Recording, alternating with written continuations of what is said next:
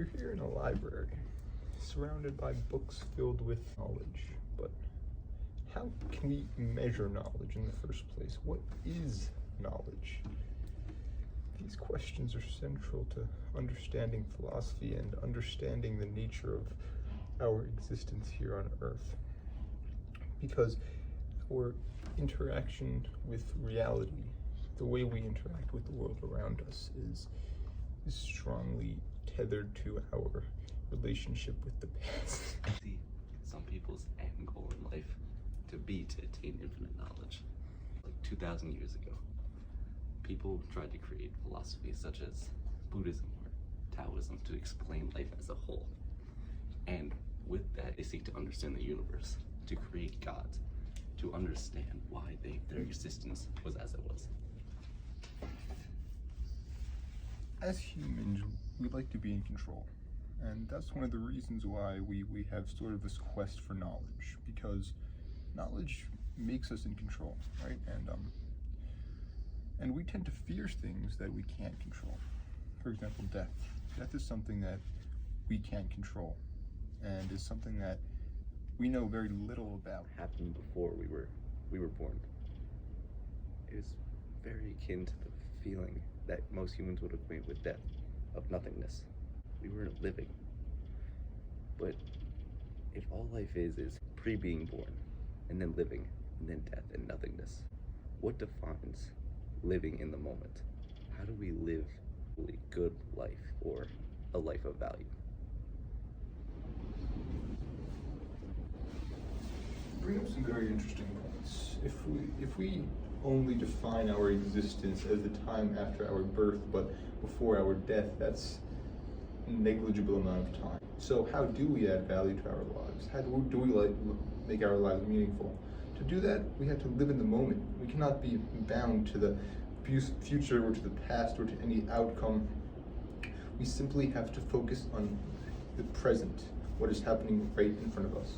Yeah, you're right. We move bound by anything, by our fears, by our greed, our want for money, lust, or the state, or even God. Because when we do, we don't actually live. We don't live for ourselves. We live for something. We must be actively trying to get better, always, doing it through the power of our will and through ourselves. That raises some interesting questions. If you have someone who's living, but all they do is just hack away at the wall with their fist, are they alive?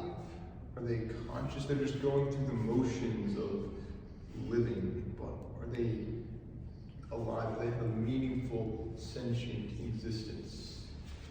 Well, I mean, of course not, because, machines aren't alive. Because a man who is just hacking away at a wall, he's not too far out from a machine. A machine just mindlessly completes tasks, mindlessly just does things. And machines aren't alive.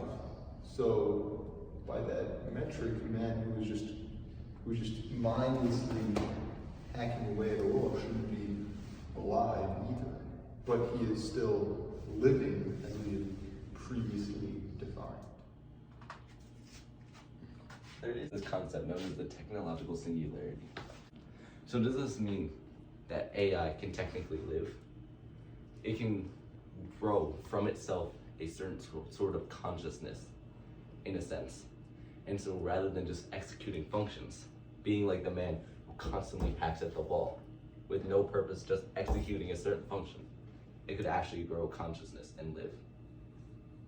To live is to make conscious decisions, free from the bounds of anyone else, and free from the state, from God, just solely by your pure will to make conscious acts. Regardless of how you choose to live, you must live a life for yourself in the moment. That's really all there is.